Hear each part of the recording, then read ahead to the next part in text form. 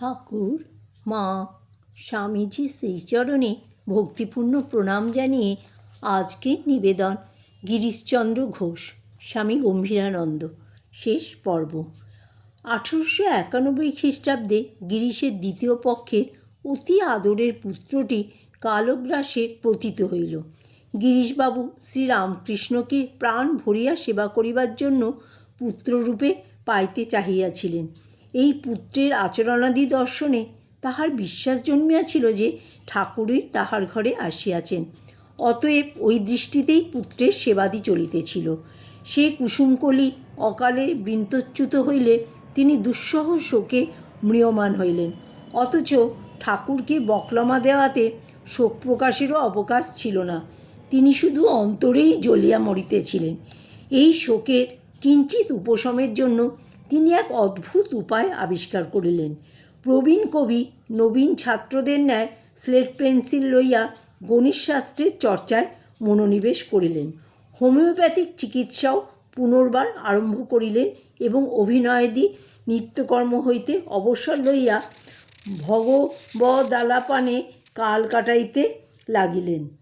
কিন্তু বাহিরে প্রকাশ না পাইলেও এই শোক অতি গভীর এবং উহা অন্তঃসলীলা ফল্গুর ন্যায় প্রবাহিত থাকিয়া তাহার জীবনে অবসাদ আনিয়া দিতেছে। ইহা কাহারও বুঝিতে বাকি ছিল না। তাই একদিন স্বামী নিরঞ্জনানন্দ বলিলেন, ঠাকুর তো তোমায় সন্ন্যাসী করেছেন, চলো দুজনে কোথাও চলে যাই। গিরিশ একটু ভাবিয়া বললেন, তোমরা যা বলবে ঠাকুরের কথা জ্ঞানে আমি এখনই করতে প্রস্তুত, কিন্তু ভাই, নিজে ইচ্ছা করে সন্ন্যাসী হবারও যে আমার সামর্থ্য নাই। ঠাকুরকে আমি যে বকলমা দিয়েছি। নিরঞ্জন কহিলেন, আমি বলছি চলো। গিরিশ আর ইতস্তত না করিয়া যাত্রা করিলেন। নিরঞ্জন জানিতেন গিরিশের এই জ্বালা জুড়াইবার উপযুক্ত স্থান ঠাকুরের জন্মস্থান শ্রীধাম কামারপুকুর এবং শ্রী শ্রী মাতা ঠাকুরানীর বাসভূমি জয়রামবাটি। তিনি তাহাকে সেই পূর্ণ তীর্থদয়ে লইয়া গেলেন। ওই অঞ্চলে গিরিশ মায়ের আদর পাইয়া ও ঠাকুরের কৃপা অনুভব করিয়া কয়েক মাস আনন্দে কাটাইয়াছিলেন। অতঃপর শান্ত হৃদয় প্রত্যাবর্তনান্তে তিনি মুক্তকণ্ঠে স্বীকার করিতেন যে নিরঞ্জনের কৃপাই তাহার এবং বিধ সৌভাগ্যের উদয় হইয়াছিল। 1907 খ্রিস্টাব্দে দুর্গাপুজো দর্শনের জন্য গিরিশ কর্তৃক আমন্ত্রিত হইয়া শ্রী শ্রী মা জয়রামবাটি হইতে বলরাম মন্দিরে আসেন এবং গিরিশ ভবনে প্রতিমা দর্শন করিয়া ভক্তের আকাঙ্ক্ষা নিবৃত্ত করেন। গিরিশবাবু শ্রী শ্রী মাকে সাক্ষাৎ জগদম্বা জ্ঞানেই পূজা করিতেন এবং অজ্ঞাতসারেও তাহার প্রতি ঈষৎমাত্র অবজ্ঞা দেখাইতে কুণ্ঠিত হইতেন। এক সন্ধ্যায় বাড়ির ছাদে পায়চারি করার কালে সহসা গিরিশের পত্নী তাহার দৃষ্টি নিকটবর্তী বলরাম মন্দিরের গৃহচ্ছাদে অবস্থিতা মাতা ঠাকুরানীর প্রতি আকর্ষণ করিলেন। অমনি গিরিশ নিচে নামিয়া আসিলেন এবং সহধর্মিণীকে বলিলেন, না না, আমার পাপ নেত্র, এমন করে লুকিয়ে মাকে দেখব না। ইংরাজির 1906 হইতে তিনি প্রতি বৎসর হেমন্ত সমাগমে শ্বাসরোগে কষ্ট পাইতেন। ততবধি তিনি সর্বপ্রকারে সংযত হইয়া চলিতে থাকিলেও রোগ উত্তরোত্তর বৃদ্ধি পাইতে লাগিল। 1909 তিনি কাশীধামে রামকৃষ্ণ মিশন সেবাশ্রমের নিকটে এক ভাড়া বাড়িতে 4 মাস থাকিয়া আশাতীত উপকার লাভ করিয়াছিলেন। ওই সময় তিনি সেবাশ্রমে আগত রোগীদিগকে হোমিওপ্যাথিক ঔষধ দিতেন এবং এই চিকিৎসায় শহরে তাহার বেশ সুনাম হইয়াছিল। কিন্তু তাহার মনের মতো জিনিস ছিল ঠাকুরের প্রসঙ্গ করা। স্বামী প্রেমানন্দ তখন কাশীতে গিরিশকে দেখিয়া মুগ্ধ হইয়া লিখিয়াছিলেন, শ্রীযুত গিরিশবাবু কাশীতেই আছেন, তার শরীর অনেক সুস্থ হচ্ছে, আমরা নিত্যই প্রায় তার কাছে গিয়ে থাকি। আহা, তার স্বভাব কী চমৎকারই হয়েছে। শ্রী শ্রী প্রভুর কথা ছিল, তোমায় দেখে লোকে অবাক হবে, ঠিক তাই ফুটে বেরোচ্ছে। কী চমৎকার কথাই তার কাছে শুনি, যেমন উদারতা তেমনি শ্রী শ্রী প্রভুর প্রতি নিষ্ঠা। অভিমান লোকমান্যী তার কাছে হ্যাকথু হয়েছে। অনেক সাধুরও এমন স্বভাব দেখিনি।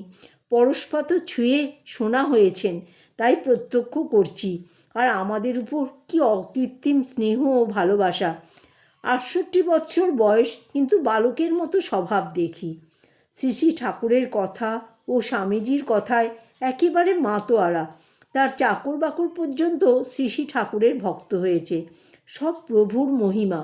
কাশীতে থাকাকালে তিনি তাহার অন্যতম শ্রেষ্ঠ নাটক শঙ্করাচার্য রচনা করেন। ওই সময় তাহার মন সর্বদা ধর্মভাবে পূর্ণ থাকায় গ্রন্থেও উহার যথেষ্ট বিকাশ হইয়াছে।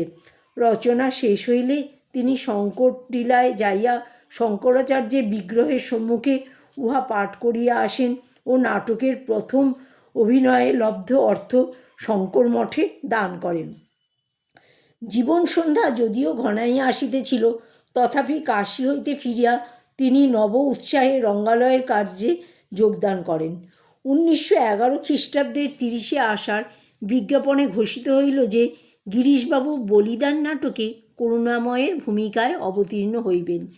দুর্যোগ রজনীতে কেহ আশা করেন নাই যে বিশেষ দর্শক সমাগম হইবে, কিন্তু শ্রীযুত গিরিশের জাদুময় নামে আশাতীত লোকসমাগম হইল।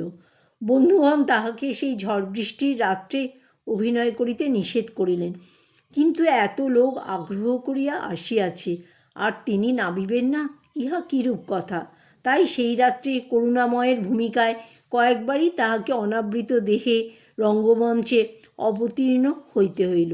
ইহার ফলে তাহার হাঁপানি আরম্ভ হইল। ইহাই শেষ পীড়া। জীবনের বাকি কয়টা দিন তিনি আর পূর্ব স্বাস্থ্য ফিরিয়া পাইলেন না। এইরূপে প্রায় 8 মাস ভুগিবার পর সকলেই বুঝিলেন আর আশা নাই। শেষ 3 দিন রোগ যন্ত্রণায় তিনি বসিয়া বিনিদ্র যাপন করিতে করিতে শ্রীরামকৃষ্ণেরই চিন্তা করিতে লাগিলেন। মৃত্যুর পূর্বরাত্রে তৃতীয় প্রহরে সহসা নিবিড় নিস্তব্ধতা ভঙ্গ করিয়া 3 বার রামকৃষ্ণ নাম উচ্চারণান্তে তিনি বলিলেন, প্রভু শান্তি দাও, শান্তি দাও। শরীর আর এই যন্ত্রণা সহ্য করিতে পারিল না।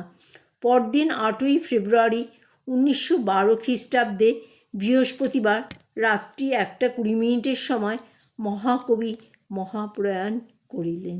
জয় ঠাকুর, জয় মা, জয় স্বামীজি।